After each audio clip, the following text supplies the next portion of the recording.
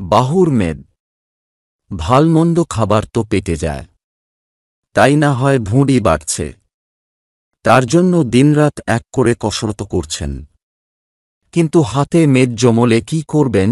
Gym প্রশিক্ষকেরা বলছেন, বাহুমূলের মেদ ঝরানোর জন্য নির্দিষ্ট কিছু ব্যায়াম রয়েছে।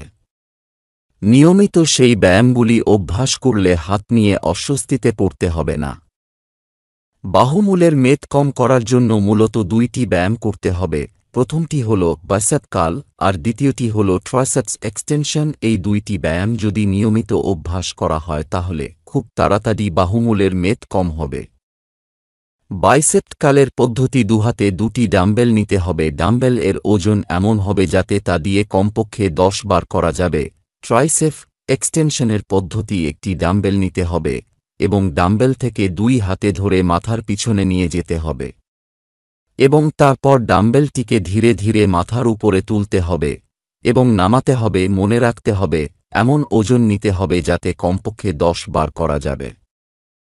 মনে রাখতে হবে তাড়াতাড়ি ফল পাওয়ার জন্য ব্যায়ামগুলি নিয়মিত নিষ্ঠা সহযোগে করতে হবে। প্রয়োজনে একজন ব্যায়াম প্রশিক্ষকের তত্ত্বাবধানে করলে ভালো ফল পাওয়া যাবে।